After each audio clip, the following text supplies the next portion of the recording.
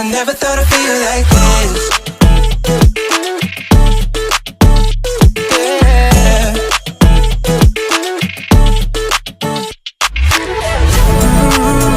I never thought I'd feel like this.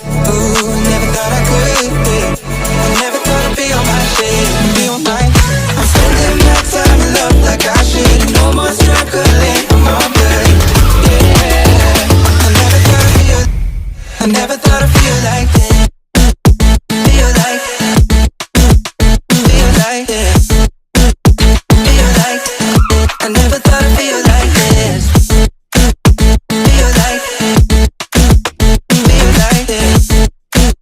Feel like I never thought I'd feel. So samahan nyo ako for today's video. Pupunta tayo ng Marilake mga lodi. So sit back and relax at patapusin nyo yung video na to.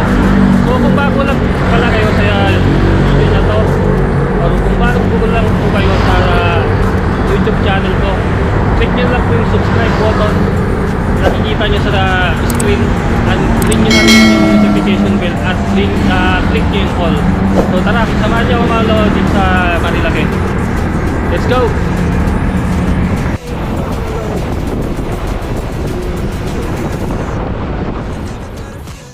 Papagas lang tayo mga lods. Papapultang natin si load tuklas. Dito tayo papagas para walang hassle.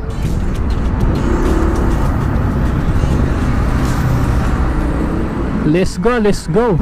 Pultak na si tuklas, ready for the travel sa Marilake. So tingnan nyo yung ulap mga lods, diba? Medyo masama eh. So okay lang yan, subukan natin. Pultang naman si tuklas eh, tas pwede tayong sumilong. First time na ako nakakita nito mga lodi oh. Ang bilis. Oh, pumipidal siya tayo, tas ang takbo niya 50 km per hour. Pero bike lang siya mga lodi at may baterya oh. Pero yung pagpidal niya, lalampasan natin, titignan natin yan oh, astig. Siguro may baterya yan. Oh, ang bilis eh, 60 km. Astig. Ang bilis, parang motor na rin. Bike oh na awit mga lods. Mas mabilis pa oh sa atin patakbo. Lalampasan natin ulit. Ang bilis niya mga lods talaga. Nasa ang takbo natin 60 na oh, 60 to 50. Siya oh, mas matulin. Ayos. The best.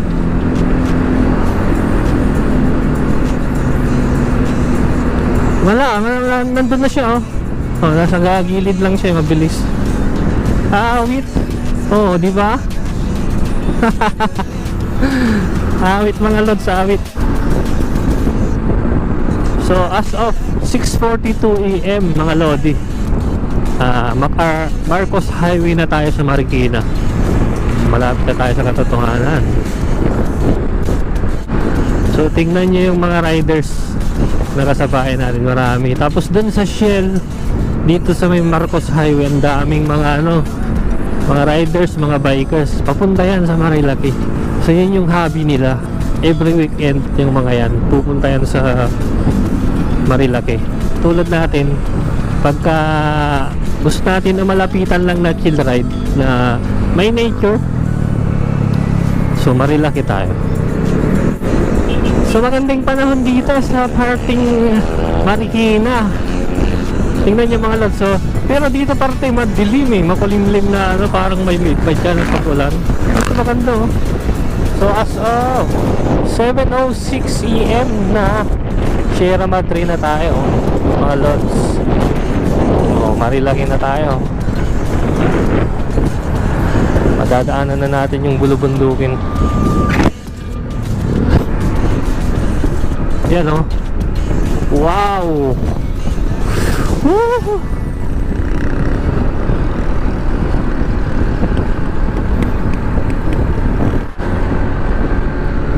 So Marilake Highway na tayo. Ito na yung pinaka masayang part. Nasa Marilake. Ha? Okay lang, malamig. Malamig pa rin kahit maaraw na. Patas na yung araw. Yun ang mga lodi, oh. Tapos yung hangin, fresh na, sariwa. Fresco yung hangin, napakasarap. So kaya ako binabalik-balikan din dito sa Marilake mga lodi. Kasi nga, yung hangin napaka-fresh, napakasariwa. Yun o, nakakalangar tayo ng hangin na ganito sa syudad. No way. Mausok, mabaho. So hindi siya.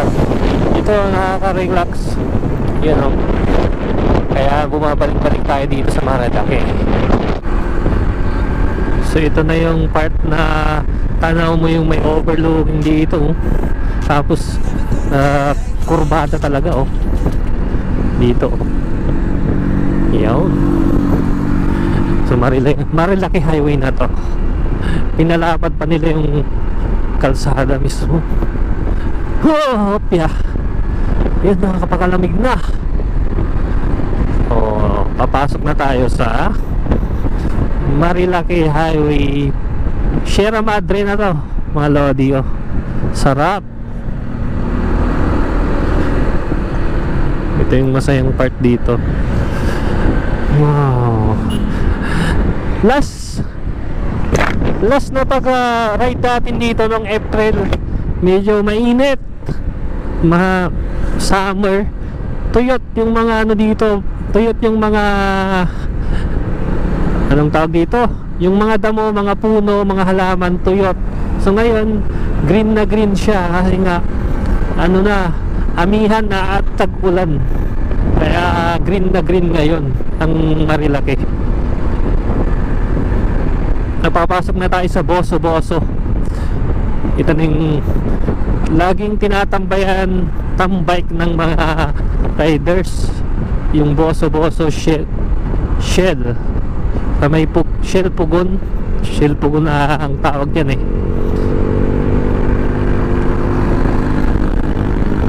Ride safe. Dito na yung masayang part. Ang sarap. So halos parang nakakapanibago. Wala ang traffic ngayon. Hindi masyadong matraffic. Masarap mag-ride pag galing ka dito sa Marilake, Marikina hanggang doon sa Impanta. Napakasaya. Napaka gandang experience. Dito papuntang Casa Peregrine, tong left side na to, ito Casa Peregrine na yan. So mapapansin natin makulimlim ditong part, pero hindi buo mga lods. So magandang panahon pag ganyan. Hindi yan uulan, makulimlim lang talaga. Maya pa yung uulan, nag-iipon pa lang yan ng ibabagsak pag ganyan. So Ahon Coffee, nadadaanan natin lagi yan, oh.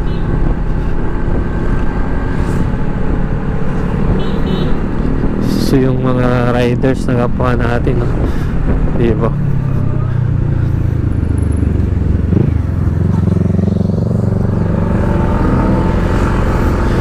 So tignan mo yung mga ano natin, oh. Oh, tambike. So tayo, didiretso na tayo. Hindi tayo magtatambike. Gusto natin dito sa nature lover tayo mga lodi. So ito na yung Boso-Boso na tinatawag. Kurbada. Yan.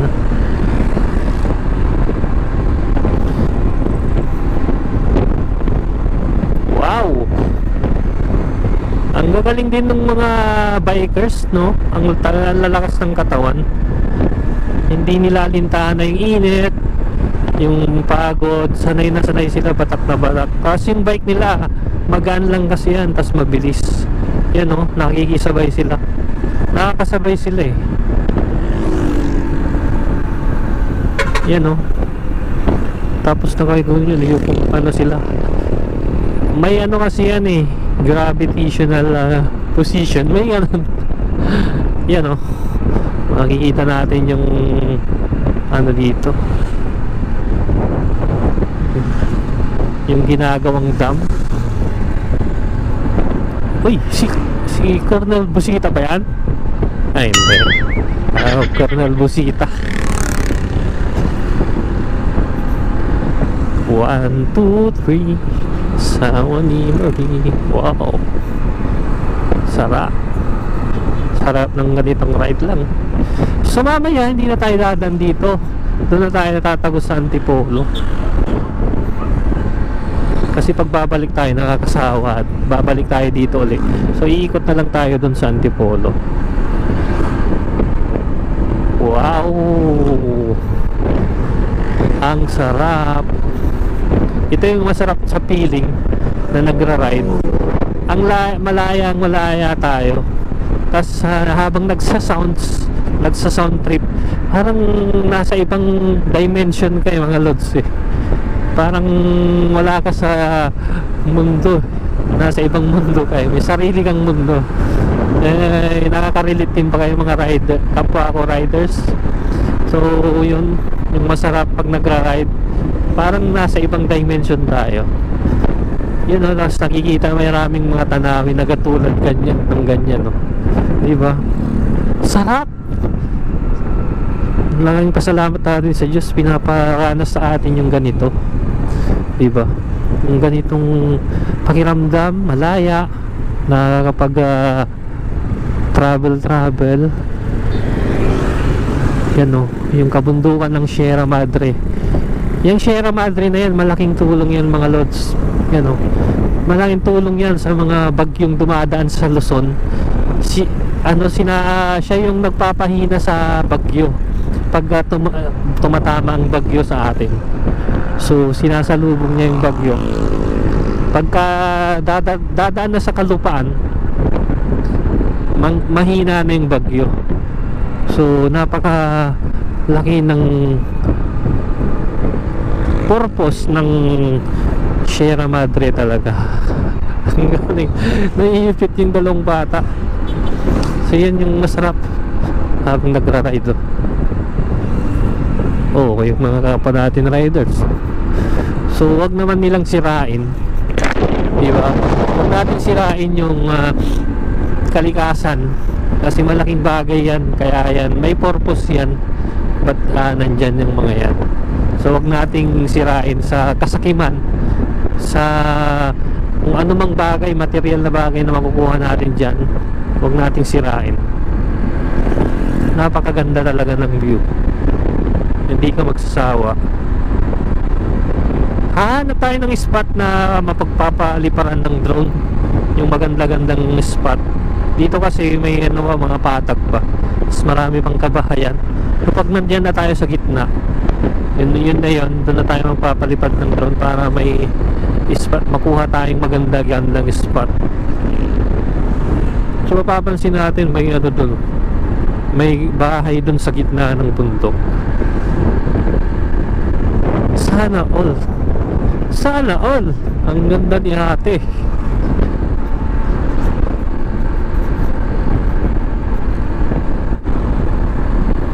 So dampa, yan yung mga resto. Jerry's Kambingan, mga restaurant. You know, ang bibilis sa Sierra Madre. Sierra Madre na tayo, Marilake. So ang lamig na. So hindi natin gagayahin yung mga yon kasi mga professional na sila, bumabangking-bangking. Hayaan na lang natin sila, mag-enjoy na lang tayo sa view dito sa Marilake. Yan o, enjoy na lang natin mga lods. So green na green o, ang sarap.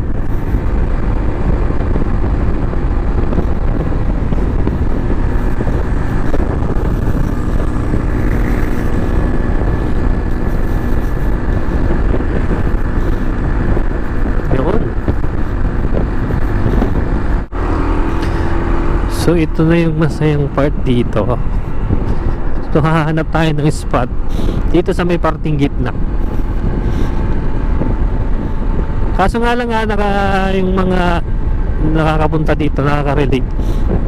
Amoy tae ng baboy na rin dito. Yung dito lang naman sa may unahan, pero dito sa may part ng gitna, hindi naman ganun kalala yung amoy.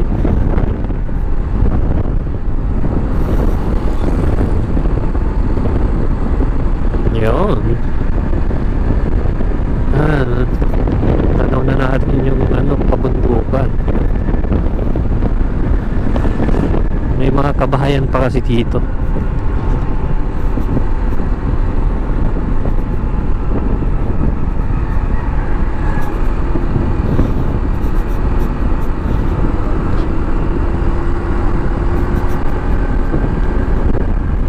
Formos Farms. Ayan. Yung mga locals dito na nagbebenta ng mga kakanin, mga kung anong kutkutin. Yan. Ang lamig at sarap. Gusto ko hindi nga hihinto, dire-diretso yung ganito yung madaanan ko. Lalong-lalo na mga lods. Lalong-lalo na mga lods dun sa may Impanta. Sa may Impanta, napakaganda ng madadaanan natin yung view sa mismo. Madadaanan natin kasi may mga part tayong madadaanan doon. May mga part tayong madadaanan doon na ganito. Tapos may mga mabulaklak yung madadaanan mo na part. Parang doon din sa Nasugbu, Batangas. Din, marami ka rin madadaan ng mga halaman na mabulaklak sa may parting Nasugbu pagka napunta na kayo ng Nasugbu. Tapos ang kagandahan doon, mga lodi, may mga yung mga unggoy nga na naninirahan doon na sa gilid lang ng kalsada pag mapunta kayo ng Impanta. Yan.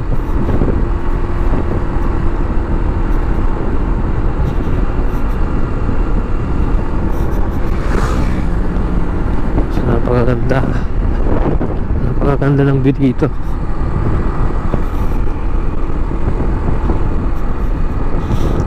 Parang may badya ng pag-ulan dito sa part na to.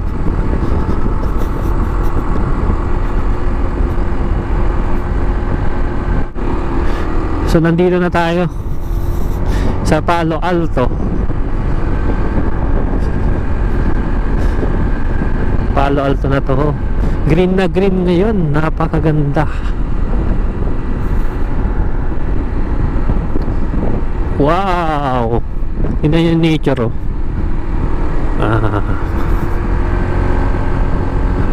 Green na green. Tapos yung hangin, napakasariwa, ang lamig pa. Nung summer kasi last na pagpunta natin, April, dito? Mainit. Ay! Putang ina mo, ginagawa mo! Tapos tuyot na tuyot yung mga punong kahoy dito, tapos mga damo.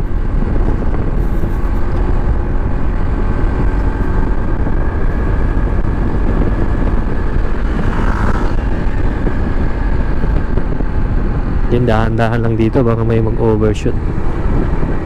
So yung iba kasi ginagawang karirahan to, itong Marilaki. Chill ride lang, mas mag-overshoot ka talaga dito. Tama lang. Tulad na, no, pag sobra ka sa top, sasakabit ka dyan, no? Yun, oh, diba? Nakatakot. Ito pala yung Palo Alto. Ito.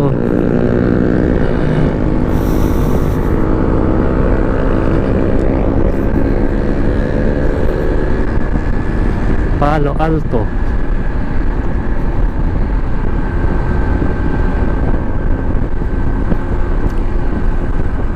Parang uulan, mga lods.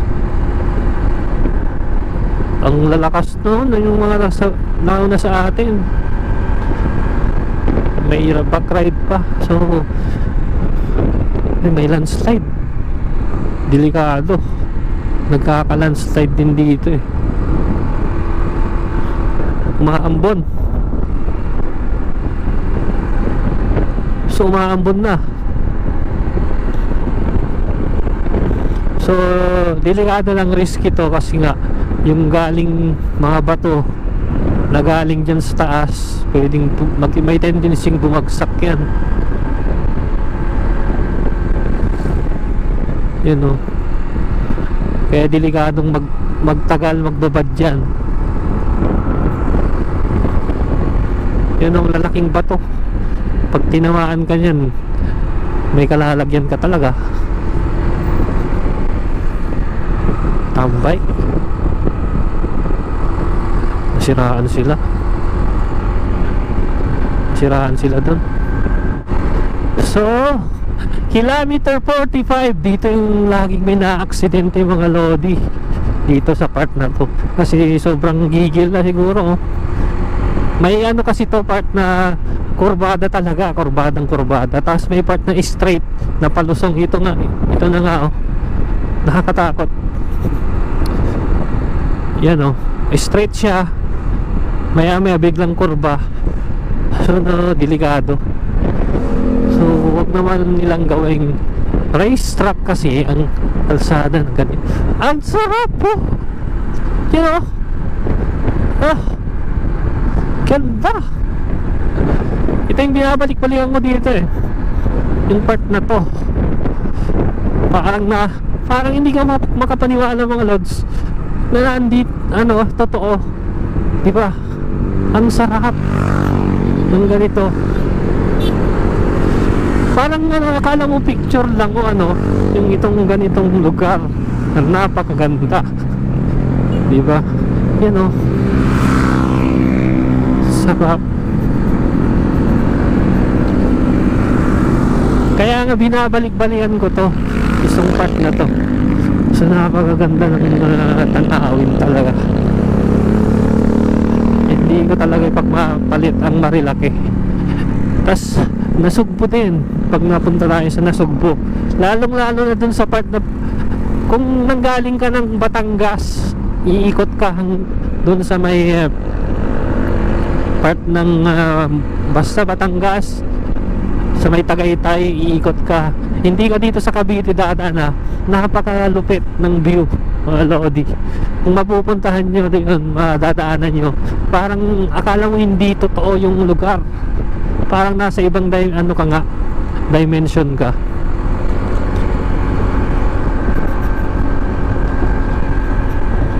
You know, ito yung part dito na maganda din. Susubukan natin huminto, magpalipad tayo kasi sayang naman yung moment na may dala tayong drone, hindi natin naipalipad dito. So try natin, makahanap tayo ng spot na maganda dito. Dapat may mahanap tayong flat area. Ito, National Park Wildlife Area.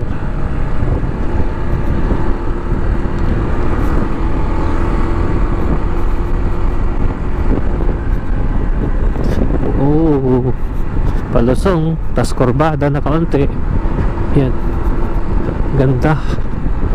Tas yung mga kapwa natin na riders, tulad ng mga sa unahan natin, kaya sila pumunta dito para makapag-chill lang, chill and relax. Tas makakain dito, breakfast ride dito sa mga kainan dito sa Marilaki.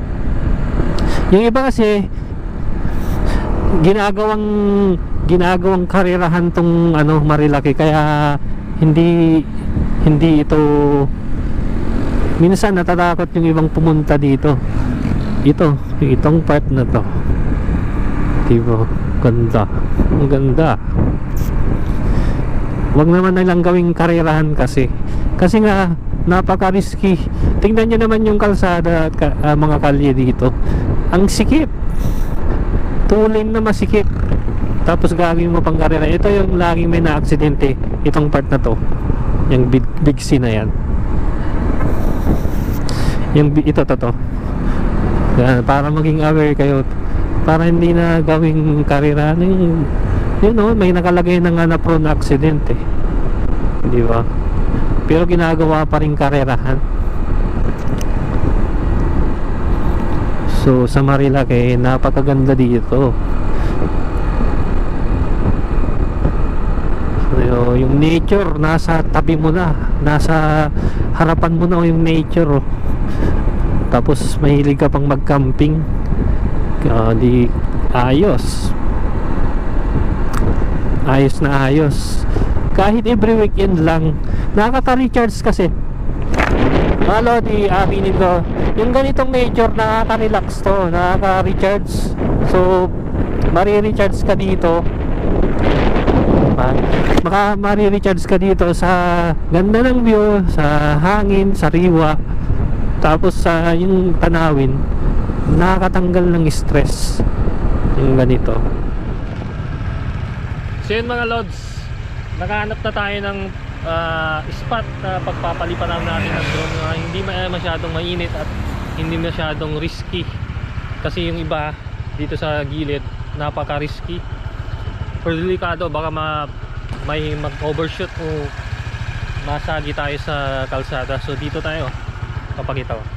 Dito si Tuklas, habang nag-start siya, nag-charge kasi tayo ng GoPro, lobat na papalipad tayo ng drone. So ito yung magandang spot.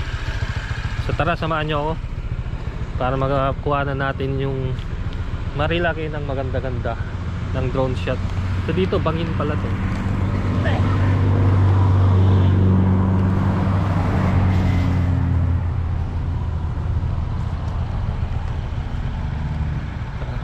Tapos dito mga kabundukan.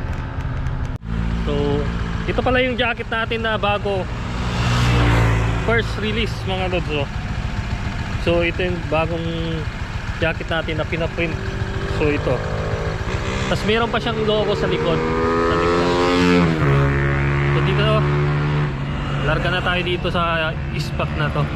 So yung overlooking dito mga lods, ito pala bangin na to, yun, bangin na yan, oh. Yun.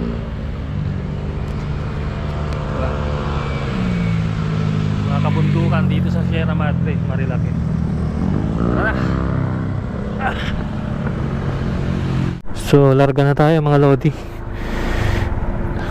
Hanap tayo ng maganda-ganda. Let's go. Tara na. Ang ganda talaga ng view, oh. Kahit hindi mag drone shot eh, mga lods eh, maganda pa rin talaga. Ako kasi pag nagbabiyaya ako dito sa Marilake, chill ride lang talaga eh. Nag-chill lang ako, chill ride. Hindi ako bumabakpak, dahan-dahan lang talaga. Ganyan, oh. So mainit na, so hindi na tayo, malapit na tayo dun sa Manukan na sinasabi nila. Dito sa may Devil's Corner, yung grabing, you know, yung grabing banking. Malapit na tayo, may big bike na tayong nakasabay. So huwag nating sabayan. Ito na yon, yung tambayan ng mga riders, yung maraming bumabangking, malapit na tayo. So tayo, chill ride lang. Sarap, lamig.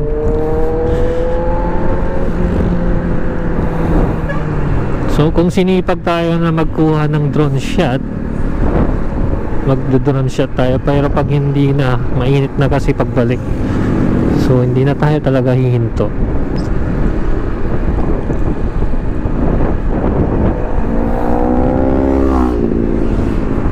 No.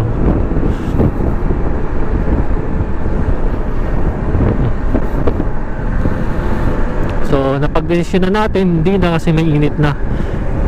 So masisilaw na tayo, hindi na tayo makakapagpalipad din ng maganda-ganda. Maganda kasi pagka punta tayo dito madaling araw, ito na yung Manukan, yung tambayan ng mga riders.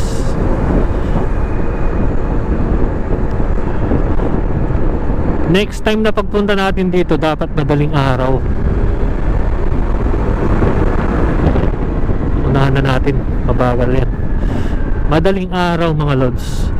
Para ang purpose kasi natin pagka madaling araw, mga 5:30 nandito na tayo, makukuha na natin yung sea of clouds. Kasi maganda yung view pagka may sea of clouds, parang nasa ulap na, parang abot mo na yung ulap. Yan yung mga nakatambay, yung mga pumipitik ko. Yan, mahilig lang magtambay dito.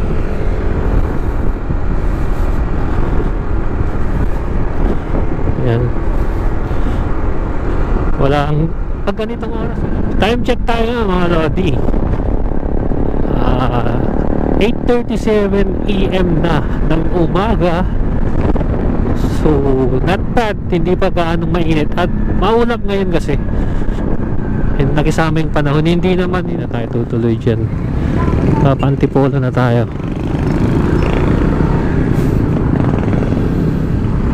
Let's go. Antipolo na tayo. Magpapakapitolyo na tayo ng Antipolo City, Rizal. Mainit na rin. Magga-gloves na tayo.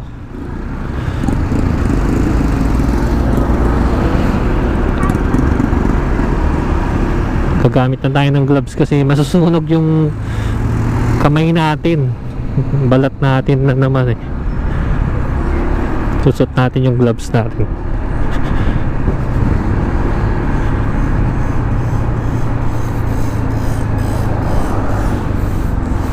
Dito tayo.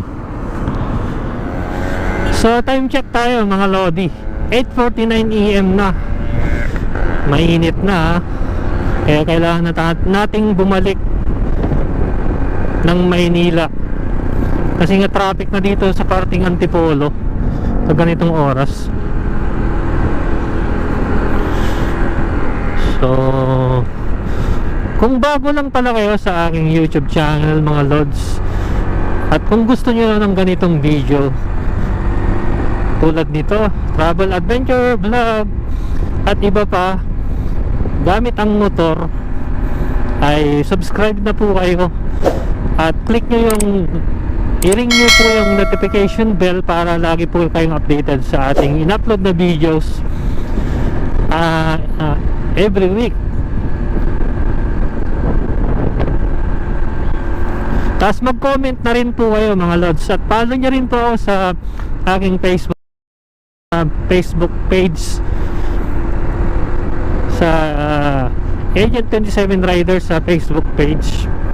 At mag-comment na rin po kayo at mag-share ng ating mga videos, travel adventure vlog gamit ang motor. So sa mga susunod na panahon, yun nga, magpapamigay na tayo ng freebies na t-shirt, jacket na may hoodie jacket at long sleeve na t-shirt na may logo natin. So kaya subscribe na kayo at mag-follow na rin mga lodi. So dito unable na, delikado. Ang bilis ng development dito sa mountain state na to, Epic Mountain State dito banda. So dati ano pa lang to, mga bulubundukin. Ngayon ano na siya, residential na siya, subdivision. So dito rin maganda rin yung view dyan Kalusong. Ay, delikado. Delikado Nako, buti walang na-aksidente dyan. Pro, no? Diba? Tang-inang yan. Dito tayo. Huwag dyan. Delikado pala dito. Yung last time na pumunta tayo dito, walang pang ganyan. So delikado sa kapwa natin mga turista. Yung mga papunta dito, galing dito, nakakatakot pala ditong dumaan. Palusong pa naman. Kilads. So risky yan sa gabi. Kailangan may ano yan, may ilaw, may signage na reflectorized or may ilaw. Kasi dire-diretso ka doon, mangyayari karampola, mangyayari nun. Tingnan yung view.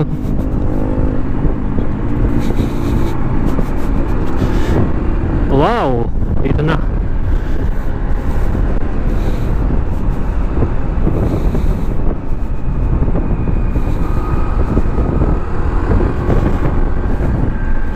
Nagmukha akong tanga.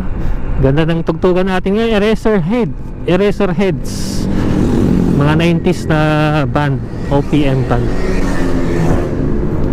Wow, ganda dito sa part na to. Tas bagong asfalto, bagong gawa yung kalsada, bagong asfalto. Pero daan-daan lang kasi nga kurbada.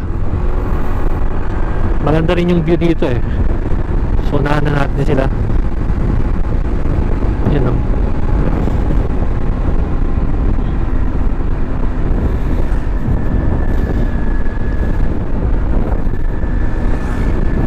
Palusong na kurbada, delikado. The Black Madonna. Ang ganda dito sa Rizal.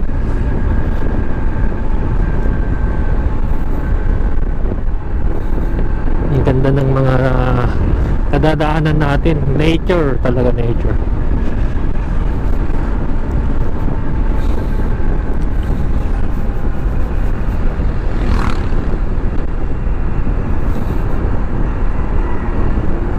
Lampasan natin to. Let's go.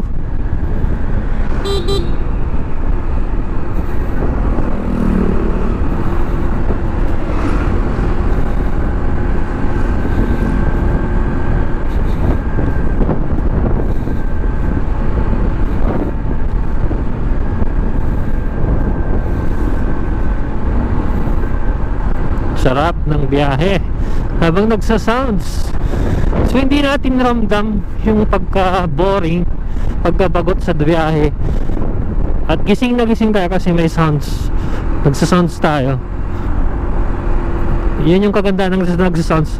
Maging aware lang tayo pag nagsa-sounds sa paligid kasi hindi mo naririnig yung mahina lang yung pandinig mo sa paligid. Pero kung hindi ka naman mabilis, tama lang. So the best pag nakamotor talaga. Sarap. Mag-alas 9 na oh.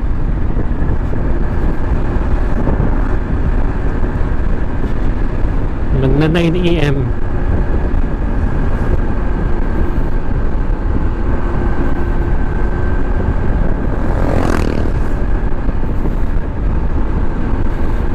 Nangyari kay Kois, tinutulak niya yung motor niya.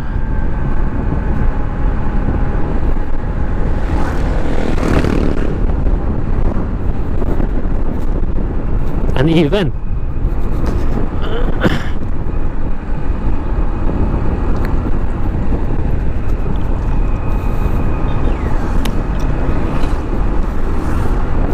Slow down.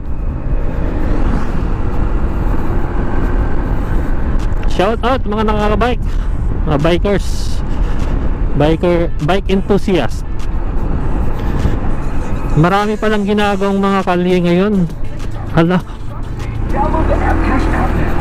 maraming ginagawang kalye ngayon dito sa part ng Antipolo.